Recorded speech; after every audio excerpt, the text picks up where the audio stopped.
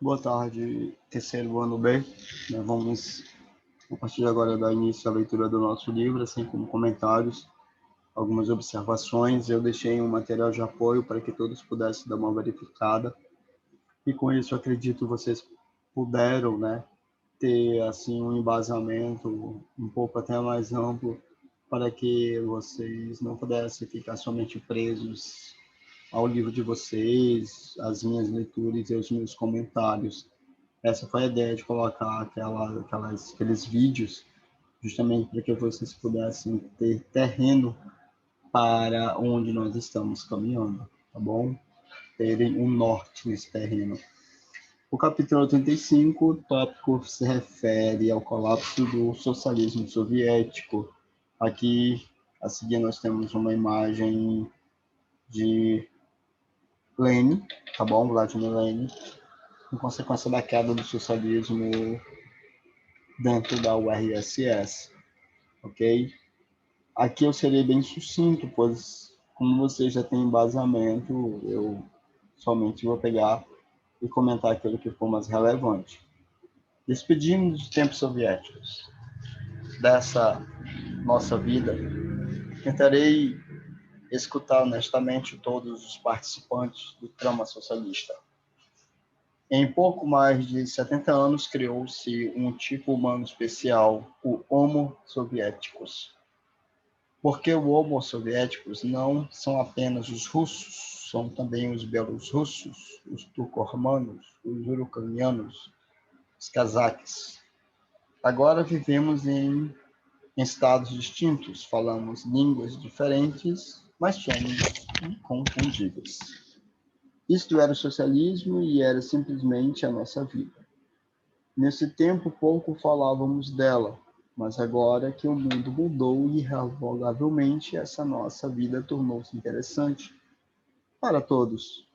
Não importa como ela fosse, era a nossa vida.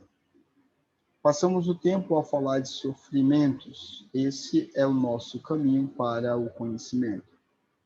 Os ocidentais parecem-nos ingênuos, porque não sofrem como nós. Tem medicamentos para qualquer borbulha. Pela nossa parte, nós estivemos nos campos de detenção. Durante a guerra, cobrimos a terra de cadáveres. Arrastamos com as mãos nuas o combustível nuclear em Chernobyl. E agora estamos sentados sobre os fragmentos do socialismo, como depois da guerra. Somos assim triturados, somos espancados. Temos a nossa linguagem, a linguagem do sofrimento. Essa leitura é tirada do livro O Fim do Homem Soviético, de Svetlana Alexievich, tá bom? De 2012. Então vamos para o colapso. Vários fatores levaram ao colapso da União Soviética, sendo que a União Soviética ela se deu a partir do nascimento da pós-Segunda Guerra Mundial, e com ela nasceu aquele nomezinho chamado Guerra Fria. E durante a Guerra Fria, que foi de 46 a 91, esse período o nosso planeta ele ficou dividido, ficou polarizado em duas zonas. Os soviéticos eram os socialistas e os estadunidenses os capitalistas, certo? E como é que aconteceu a ascensão e a queda da URSS? Uma das características fundamentais da ordem geopolítica estabelecida ao final da Segunda Guerra Mundial foi a rivalidade entre as duas potências, já comentadas anteriormente. Os soviéticos haviam saído do conflito mundial devastado e com grande parte de seu potencial industrial comprometido, sendo que durante a Segunda Guerra Mundial os que mais morreram foram os soviéticos. Nesse cenário, o governo de Moscou optou por investimento na indústria de armas, ampliando recursos das forças armadas, aumentando o contingente do exército e criando novos equipamentos e armas. Essa política de terrorismo possibilitou o desenvolvimento industrial da URSS nas décadas de 50 e 60, bem como o rápido desenvolvimento de armas nucleares. Isso faz me lembrar muito a Coreia do Norte. Bem como o rápido desenvolvimento de armas nucleares, além do início da exploração espacial. Por outro lado, a economia soviética não tinha sucesso em outras áreas da produção econômica, como os bens de consumo. Bens de consumo seriam carros, produção de roupas, de sapatos, e a produção agrícola, nesse caso, seria açúcar, cereais, grãos, assim por diante.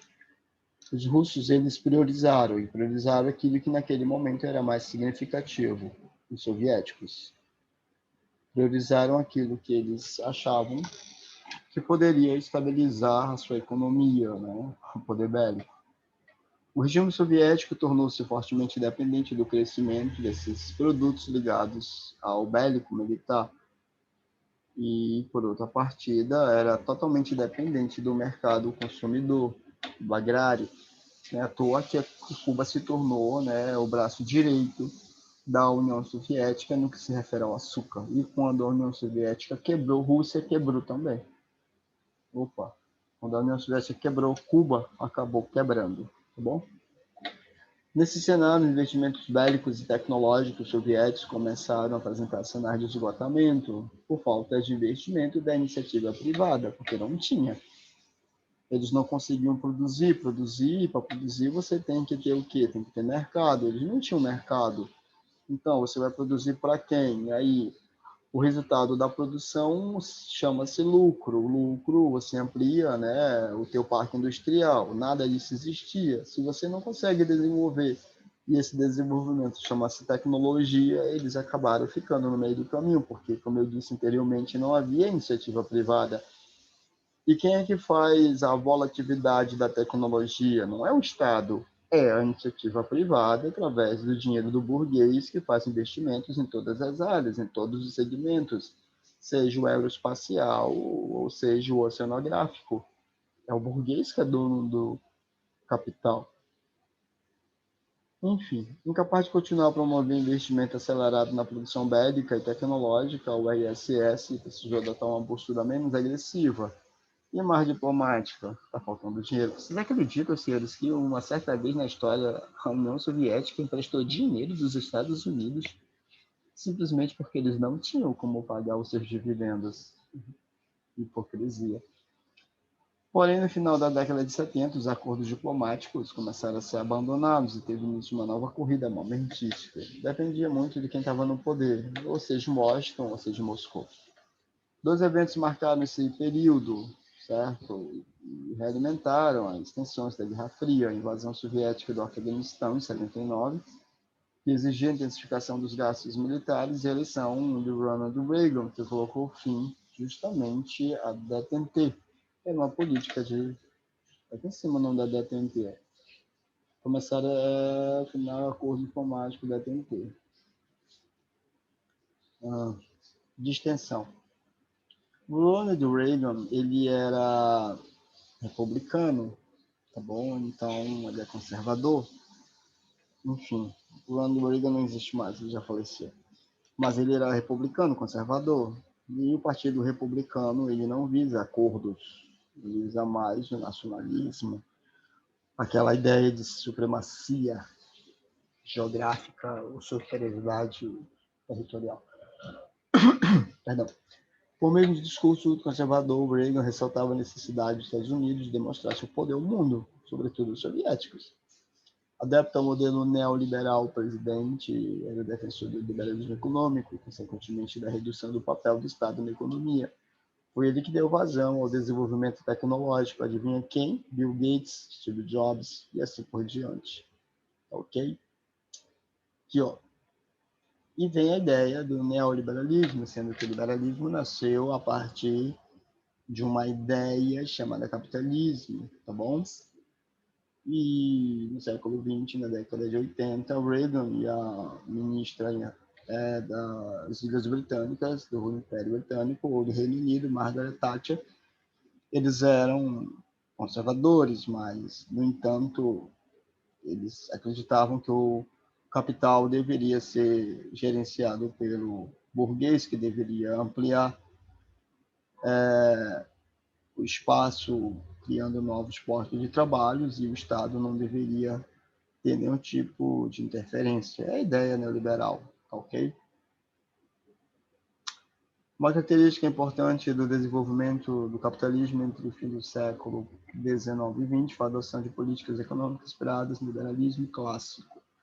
Ou seja, as principais potências do mundo defendiam uma política de autorregulação do mercado e pouca intervenção do Estado. Eu acabei de citar isso. O problema é que isso gerou muita desigualdade social. Em 29, devido à crise e com a quebra da Bolsa de Valores de Nova York, muitos países industrializaram mudaram suas políticas econômicas, certo? Introduziram mecanismos de intervenção no mercado. O New Deal, por exemplo, do democrata Delano Franklin Roosevelt, ele simplesmente adotou o sistema de intervenção e ele foi que bancou a recuperação econômica dos Estados Unidos. Ele bancou o modo de dizer, quem bancou foi o governo americano. Dessa forma, o liberalismo clássico foi substituído pelo capitalismo regulado, o que contribuiu para a superação da crise de 29. E o pós-guerra garantiu a retomada do crescimento econômico. As ideias neoliberais ganharam força a partir da década de 70 em meio à desaceleração econômica provocada pelas crises de abastecimento do petróleo. E isso teve grande influência na Revolução Iraniana, do Ayatollah Khomeini, Teherã e assim por diante. Os primeiros países a adotar políticas neoliberais dos Estados Unidos, do governo de Reagan e da primeira-ministra Margaret Thatcher, da Grã-Bretanha. Eles reduziram medidas de bem-estar, tá vendo? Medida de bem-estar social, sabe o que quer dizer? Isso quer dizer menos programas sociais, tá bom? Isso aqui gera desigualdade social. Privatizar empresas, isso gera o quê? Desemprego, porque o Estado deixa de trabalhar com empresas públicas e serviços públicos. Cortaram gastos do Estado e derrubaram leis que controlavam as atividades das indústrias e do setor financeiro. Então, aquilo que o Estado tinha de certa forma, um X-poder, simplesmente ficou na mão do burguês. Então, quem regulamentava a economia não era mais o Estado, estava na mão do dono do capital. Para os neoliberais, as medidas tornariam o Estado menos oneroso, quer dizer, gastariam menos. Essa é a ideia. Um Estado que gasta menos, ele tem como princípio ter dinheiro em caixa para a sociedade, e assim os empréstimos seriam estimulados a promover o desenvolvimento econômico. A ideia seria reduzir a pobreza e a desigualdade social, um cálculo de matemática que às vezes não bate.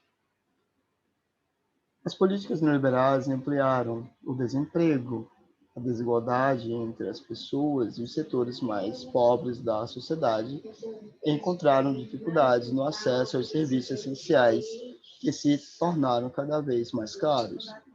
Mesmo com todos os problemas sociais causados pelo neoliberalismo, ele foi adotado em diversos países, inclusive na América Latina. Nesse período, o Brasil estava vivendo a ditadura militar. Aí nós temos um milagre econômico e toda aquela estrutura que nós já estudamos.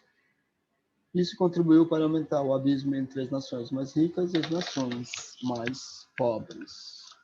Ok, então tem mais um texto aqui para comentar. O lento declínio da União Soviética. Essa aula aqui fica